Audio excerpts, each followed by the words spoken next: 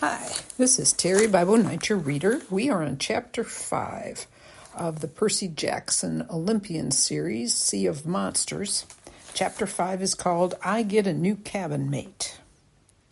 Ever come home and found your room messed up? Like some healthful person, hi Mom, has tried to clean it, and suddenly you can't find anything?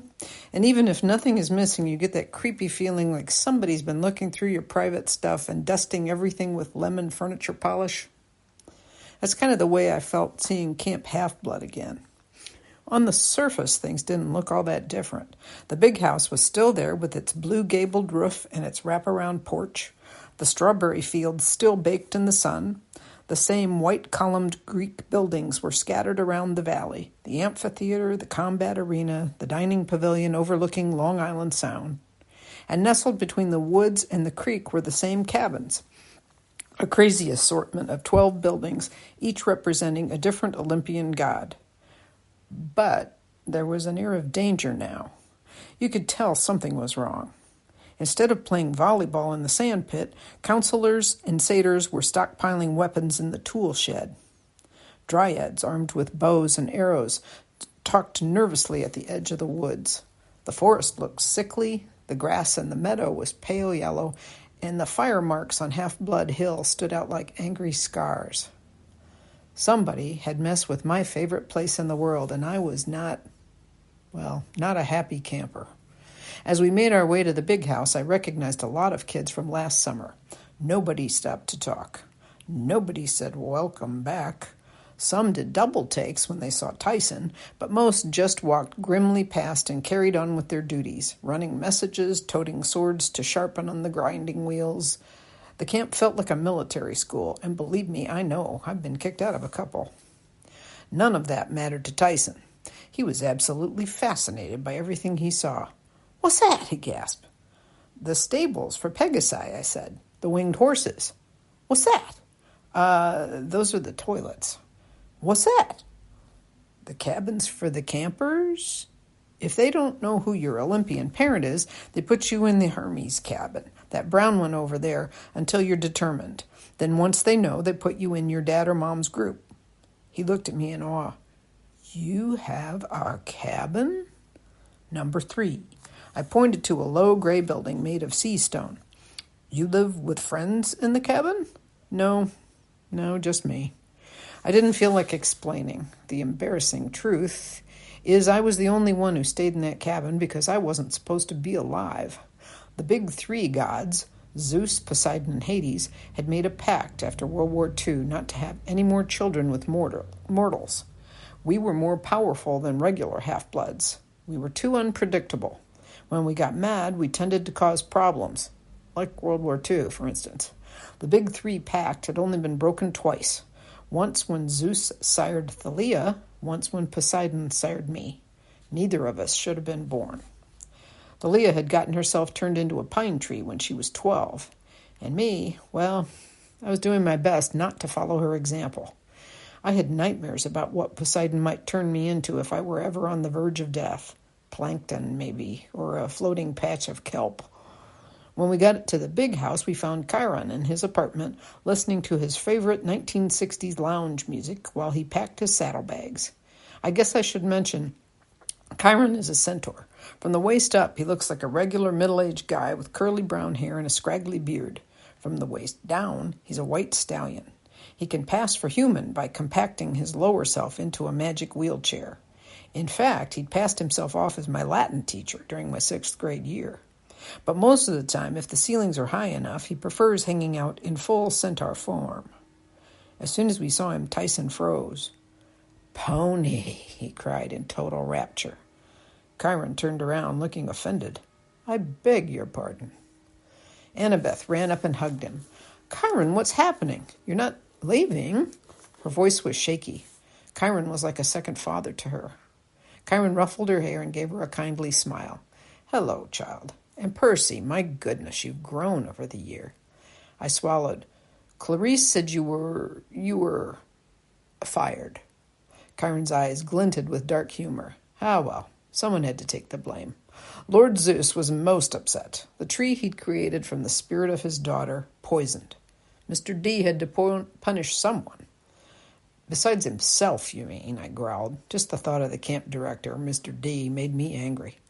But this is crazy, Annabeth cried. Chiron, you couldn't have had anything to do with poisoning Thalia's tree.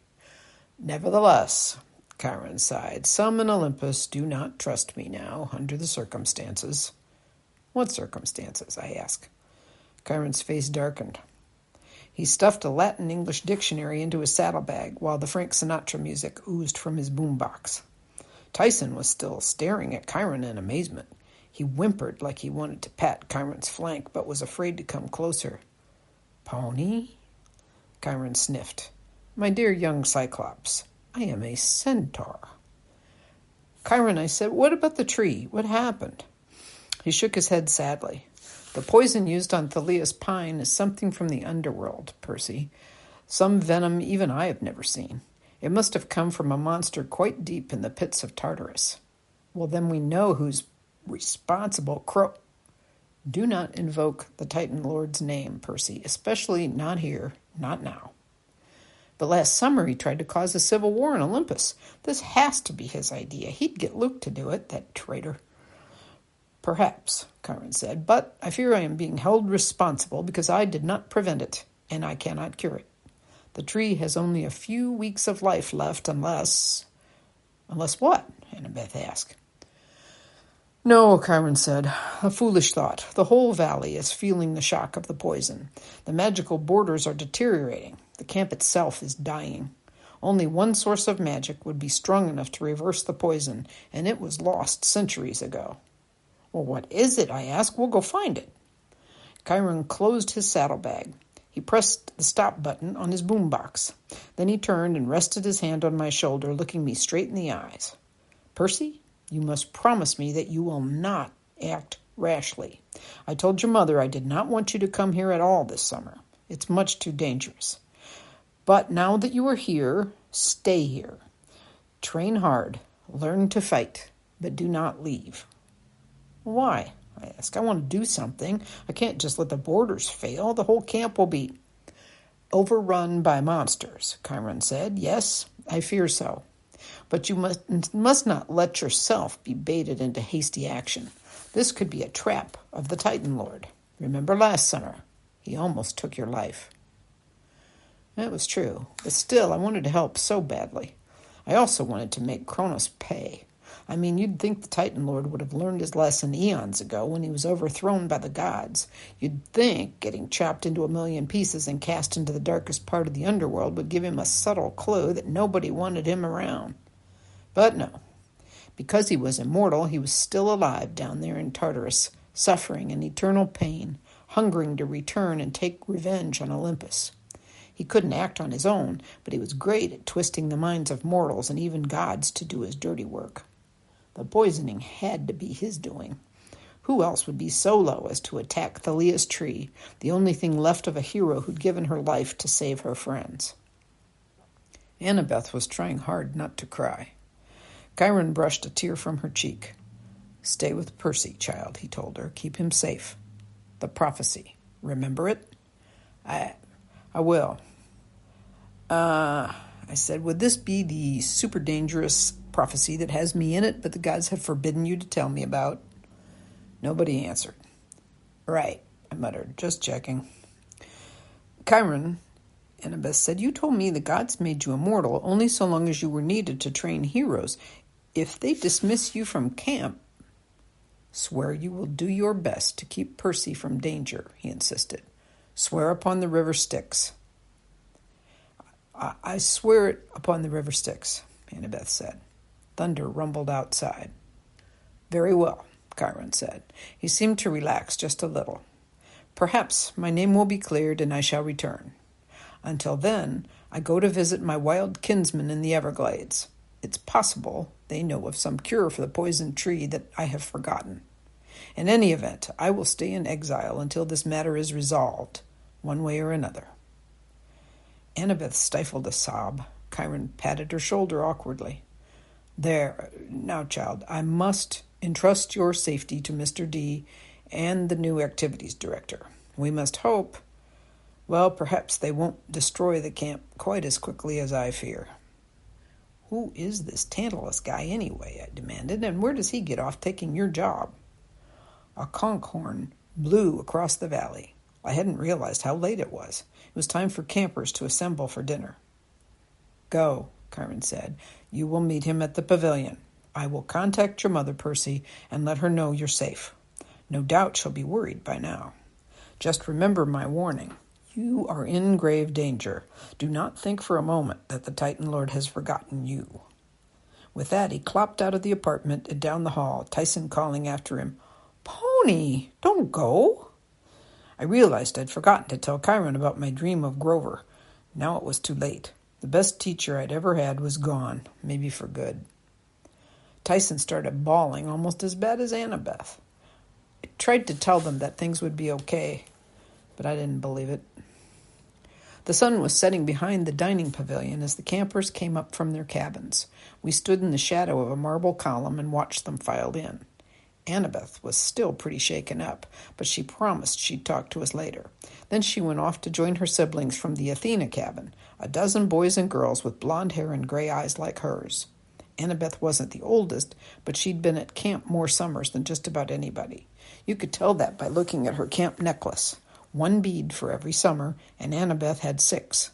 No one questioned her right to lead the line. Next came Clarice, leading the Aries cabin. She had 1 arm in a sling and a nasty-looking gash on her cheek, but otherwise her encounter with the bronze bulls didn't seem to have fazed her.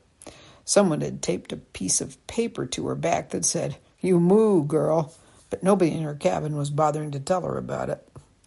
After the Aries kids came the Hephaestus cabin. 6 guys led by Charles Beckendorf, a big 15-year-old African-American kid. He had hands the size of catcher's mitts and a face that was hard and squinty from looking into a blacksmith's forge all day. He was nice enough once you got to know him, but nobody ever called him Charlie or Chuck or Charles. Most just called him Beckendorf. Rumor was he could make anything. Give him a chunk of metal, and he could create a razor-sharp sword or a robotic warrior or a singing bird bath for your grandmother's garden. Whatever you wanted. The other cabins filed in. Demeter, Apollo, Aphrodite, Dionysus. Naiads came up from the canoe lake. Dryads melted out of the trees. From the meadow came a dozen satyrs who reminded me painfully of Grover. I'd always had a soft spot for the satyrs. When they were at camp, they had to do all kinds of odd jobs for Mr. D, the director, but their most important work was out in the real world. They were the camp's seekers. They went undercover into schools all over the world, looking for potential half-bloods and escorting them back to camp. That's how I'd met Grover. He'd been the first one to recognize I was a demigod. After the satyrs filed into dinner, the Hermes cabin brought up the rear. They were always the biggest cabin. Last summer, it had been led by Luke, the guy who'd fought with Thalia and Annabeth on top of Half-Blood Hill. For a while, before Poseidon had claimed me, I'd lodged in the Hermes cabin. Luke had befriended me, and then he'd tried to kill me. Now the Hermes cabin was led by Travis and Connor Stoll. They weren't twins, but they looked so much alike it didn't matter. I could never remember which one was older. They were both tall and skinny with mops of brown hair that hung in their eyes. They wore orange Camp Half-Blood t-shirts untucked over baggy shorts, and they had those elfish features all the Hermes kids had. Upturned eyebrows, sarcastic smiles, a gleam in their eyes whenever they looked at you, like they were about to drop a firecracker down your shirt. I'd always thought it was funny that the god of thieves would have kids with the last name Stoll, but the only time I mentioned it to Travis and Connor, they both stared at me blankly like they didn't get the joke. As soon as the last campers had filed in, I led Tyson into the middle of the pavilion. Conversations faltered. Heads turned. "Who invited that?" somebody at the Apollo table murmured. I glared in their direction, but I couldn't figure out who'd spoken.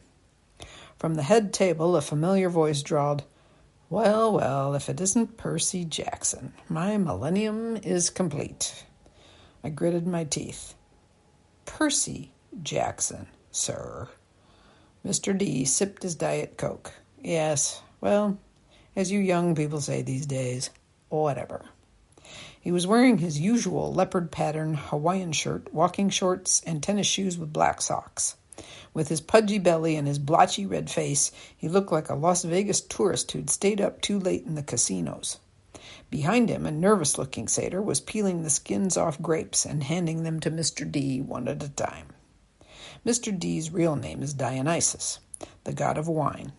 Zeus appointed him director of Camp Half-Blood to dry out for 100 years, a punishment for chasing some off-limits wood nymph.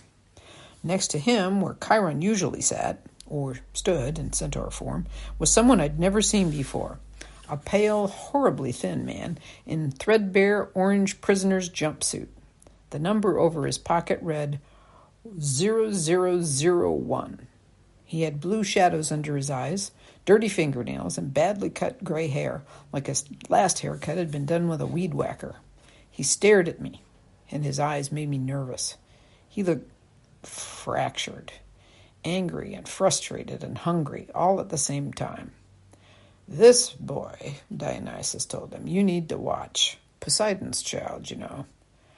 "Ah," the prisoner said, "that one." His tone made it obvious that he and Dionysus had already discussed me at length. "I am Tantalus," the prisoner said, smiling coldly, "on special assignment here until my lord Dionysus decides otherwise, and you, Percy Jackson, I do expect you to refrain from causing any more trouble." "Trouble?" I demanded. Dionysus snapped his fingers. A newspaper appeared on the table, the front page of today's New York Post. There was my yearbook picture from Meriwether Prep. It was hard for me to make out the headline, but I had a pretty good guess what it said. Something like 13-year-old lunatic torches gymnasium. "Yes, trouble," Tantalus said with satisfaction. "You caused plenty of it last summer, I understand." I was too mad to speak, like it was my fault the gods had almost gotten into a civil war. A satyr inched forward nervously and set a plate of barbecue in front of Tantalus. The new activities director licked his lips. He looked at his empty goblet and said, "Root beer, Barks Special Stock, 1967. The glass filled itself with foamy soda. Tantalus stretched out his hand hesitantly, as if he were afraid the goblet was hot. "Go on then, old fellow," Dionysus said, a strange sparkle in his eyes. "Perhaps now it will work." Tantalus grabbed for the glass, but it scooted away before he could touch it. A few drops of root beer spilled, and Tantalus tried to dab them up with his fingers, but the drops rolled away like quicksilver before he could touch them. He growled and turned toward the plate of barbecue. Picked up a fork and tried to stab a piece of brisket, but the plate skittered down the table and flew off the end, straight into the coals of the brazier. "Blast," Tantalus mustered. "Oh, well," Dionysus said, his voice dripping with false sympathy. "Perhaps a few more days. Believe me, old chap, working at this camp will be torture enough. I'm sure your old curse will fade eventually."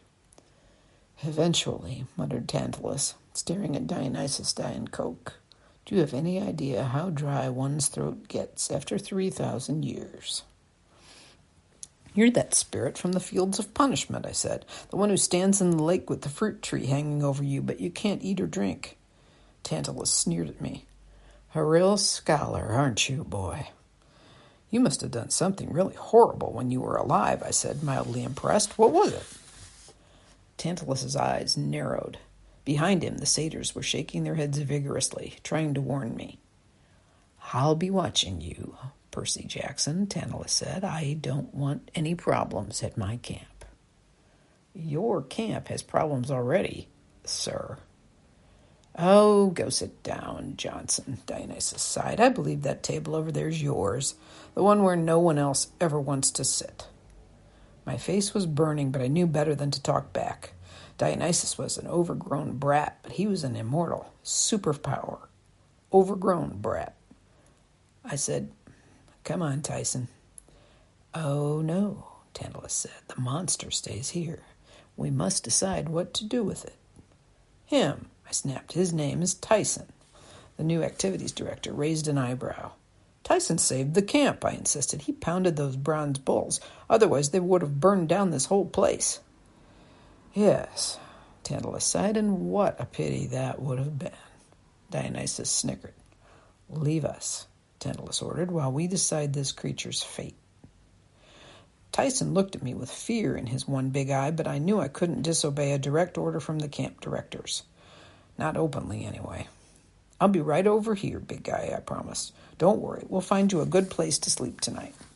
Tyson nodded. I believe you. You are my friend. Which made me feel a whole lot guiltier. I trudged over to the Poseidon table and slumped onto the bench. A wood nymph brought me a plate of Olympian olive and pepperoni pizza, but I wasn't hungry. I'd been almost killed twice today. I'd managed to end my school year with a complete disaster. Camp Half-Blood was in serious trouble, and Kyrena told me not to do anything about it. I didn't feel very thankful, but I took my dinner, as was customary, up to the bronze brazier and scraped part of it into the flames. Poseidon, I muttered, accept my offering, and send me some help while you're at it. I prayed silently. Please? The smoke from the burning pizza changed into something fragrant, the smell of a clean sea breeze with wildflowers mixed in, but I had no idea if that meant my father was really listening. I went back to my seat. I didn't think things could get much worse, but then Tantalus had one of the satyrs blow the conch horn to get our attention for announcements.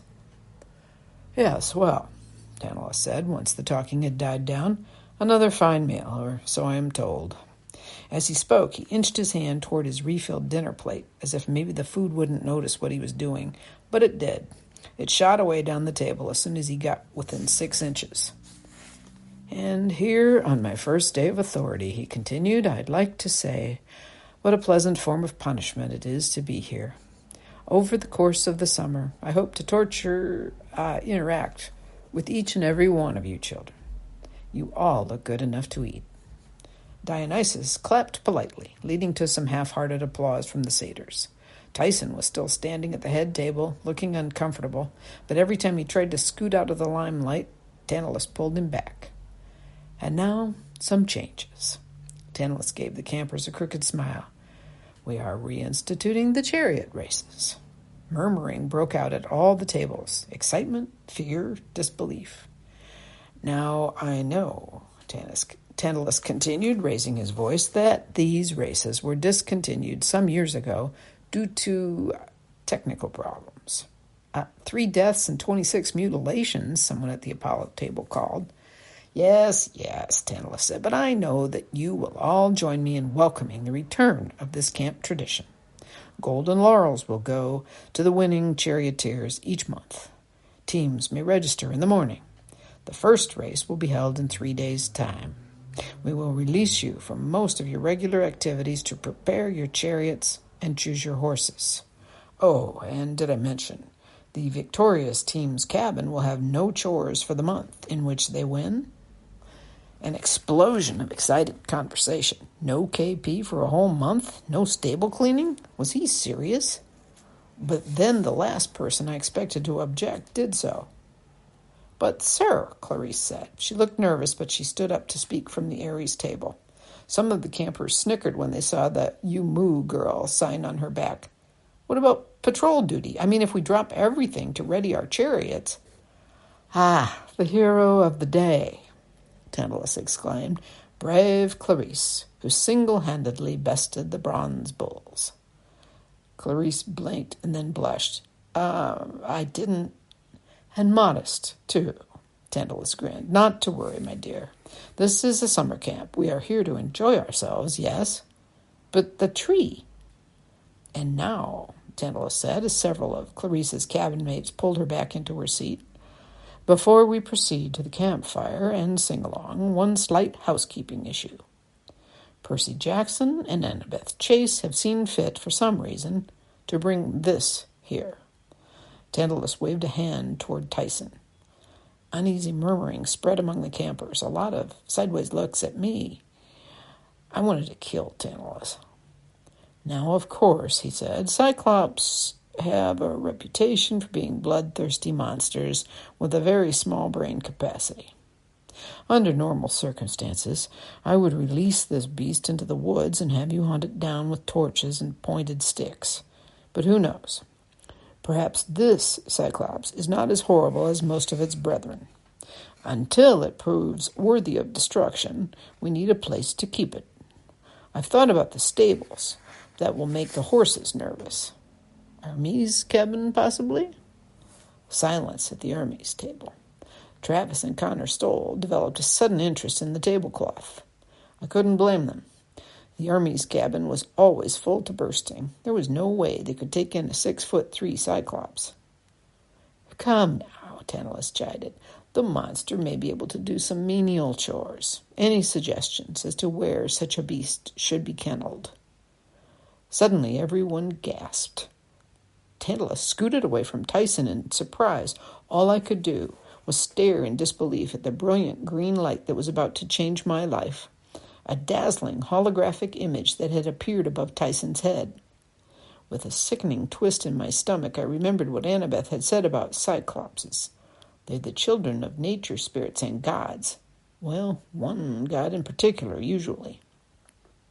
Swirling over Tyson was a glowing green trident, the same symbol that had appeared above me the day Poseidon had claimed me as his son. There was a moment of awed silence. Being claimed was a rare event. Some campers waited in vain for it their whole lives. When I'd been claimed by Poseidon last summer, everyone had reverently knelt. But now they followed Tantalus's lead, and Tantalus roared with laughter. Well, I think we know where to put the beast now. By the gods, I can see the family resemblance. Everybody laughed, except Annabeth and a few of my other friends. Tyson didn't seem to notice. He was too mystified, trying to swat the glowing trident that was now fading over his head. He was too innocent to understand how much they were making fun of him, how cruel people were. But I got it. I had a new cabin mate. I had a monster for a half-brother. And that's the end of Chapter 5.